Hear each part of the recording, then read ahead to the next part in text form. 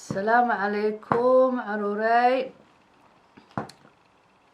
waxaan idiin sii akhriyaya maanta buuggii intii kale oo ahayd qaybta aan idiin akhriyayaa haddii ilaahay ka dhigo insha allah. Bismillah. One day they all swam over to visit the duck on the other side of the river. The ugly duckling, as always, follow the far behind. I think qaybtaa waan akhriyay markii hore. Sorry caruuray, waxaan beejka ii khalkhalmay. Okay, beej kalaan idin rogayaa. And that night, as the other duck sleep, the ugly duckling swam far away and hid in some reeds by a pot. Honk, no one wants me, he's sniffing. An old cat came prowling along. Meow. What sort of bird are you? She asked. Shimbirtii yarayd een hore uga soo hadalay ee ahayd nambarkii 7 way iskaga tagtay. Wixii ay daba socotay way iskaga tagtay. Dabaylaha dhacaya, dhaxan baa dhacaysa, winterkii baa soo socda. Markaa way iska socotay, way socotay, wuu socday. Markaa meel buu istaagay. markaa wuxuu codkiisii iyo honka buu siiyay ku hadl. markaa macnaheedu waxa way cid ii rabtaa ma jirto. markaa isagoo meel taagan baa waxa uu timi bisad. bisadii baa sidaa u egtay intii qaylisay yara tiri bay ku jiri maxaad ahayd shimbir noocee baa tahay way ka yaabta. markaa wuxuu ku jawaabay sidan. Okay, I am a duckling, honk replied the ugly duckling. wuxuu yidhi waxaan ahay duckling. codkiisina honku ugu jawaabay. Meow. Funny sort of the duck, said the cat. She's cropping off to hunting for mouse. bay tiri waxaa tahay duck cajiiba. bisadii baa ku jawaabtay. dabeetana way iska sii socotay. waxay maxaan raadayay ugaadhsanaysay bay iska raacsatay. ugaadheedii bay iska eriisay. waxay ugaadhsan bisad waxay ugaadhsanaysay jiir. ugaadhsi af Soomaaliga waxa lagu yiraahdaa ama English waxa lagu yiraahdaa hunting. ugaadhsiga. The weather grew cold, but the ugly duckling stayed all alone by the little pot. dhaxantii way sii kordhaysaa, qabowgii wuu sii kordhayaa.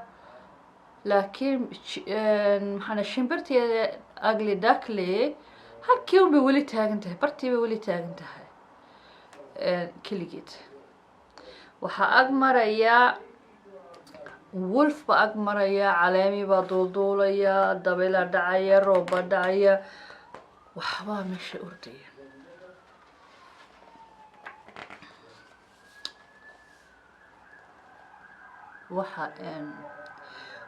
One bright day he saw some beautiful white bird with a long neck flying high over the head. Honk, he called out to them.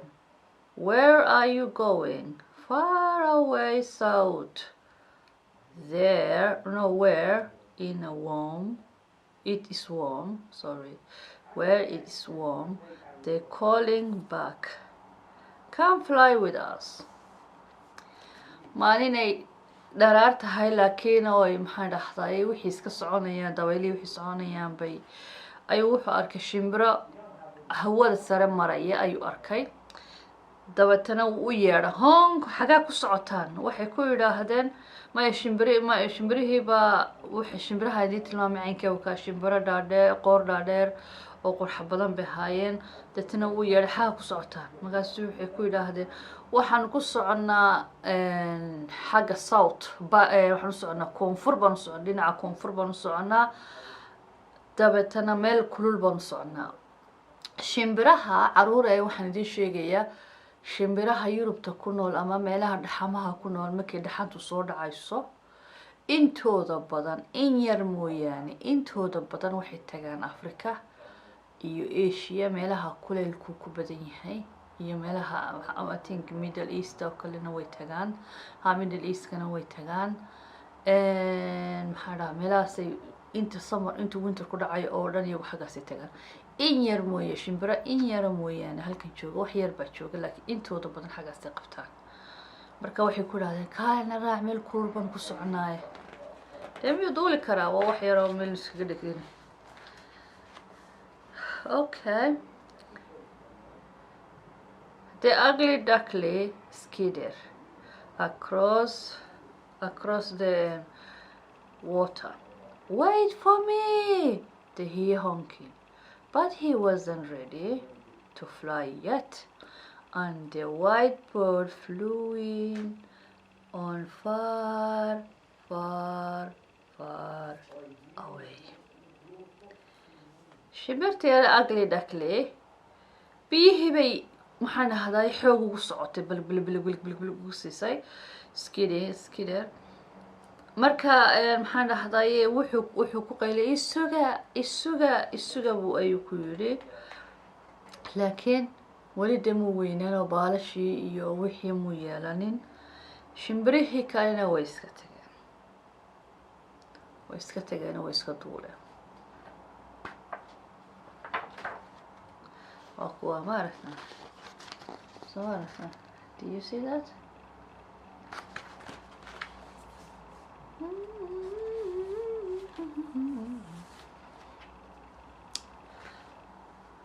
Before long winter came, snow fell and there was ice on the pot.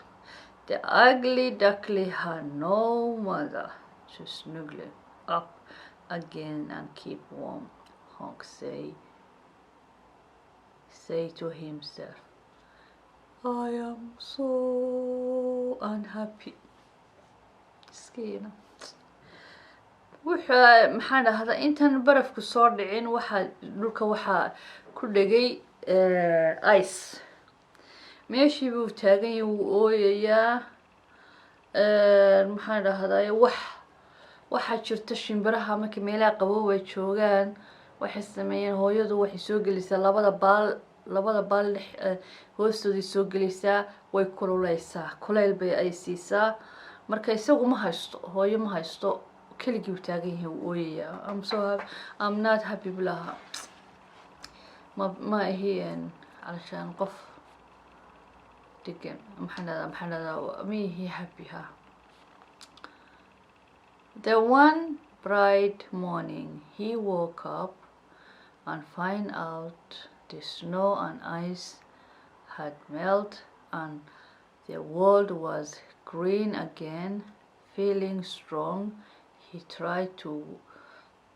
tried his wing. They had grown through the winter and he soared up easily from the pot into the clear blue ice. Wow. maalin kale oo subaxnimo ah buu kacay wuxuu arkay barafkii oo dhalaalay wixii dhacayay oo dhan oo dhammaaday oo dhalaalay wuu arkay wuxuu arkay dhulkii oo soo noqday maxaan caleemihii usoo baxeen wixii oo dhan usoo green wada noqotay oo dhaxantii iyo wixii maxaan dhahdaye laga caraaray dadka wixii dhibayba dhaxantiiba way kacday kuleylkii waa soo galay samarkii waa soo galay waa happy days weeyaan marka wuxuu tishaabiyey baalashiisii inta winterkii bay baalashiisi sii korayeen marka meeshii uu taagnaa buu ka dhaqaaqay marka wuxuu sameeyey wuxuu u duulay hawada sare marka do you see that flowing flowing.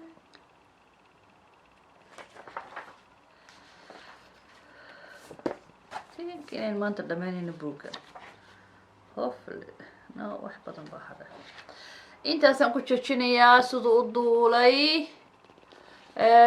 inta kalena maxaan dhahdaa insha allah waan idin akhriyayaa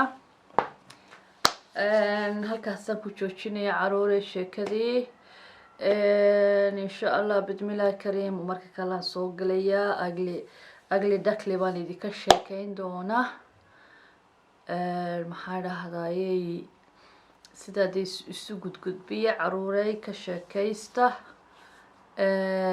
maxaa dhahdaye sheeka soomaaligii waan idin soo ururinaya insha allah markaan soo diyaar garoobo anaa idin sheegi doono waqtigan ka sheekeyn doono laakiin waqtigan maanta weli waxaan isla hayo sheeko caruureedkii soomaalida weli ma hayo laakiin waan soo ururinayaa waxaan rajeynayaa inaad ka heshaan cajiladan iyo buuggaan akhriyayo maxaa dhahday sidaad maxaan dhahdaa u heshaan waraaq maxaa googooska dambe maxaan dhahday subscribe-ka taabta like taabta saad markiiba ula socotaan dee waxaan leeyahay maca salaama iyo kulanti dambe oo xiiso leh okay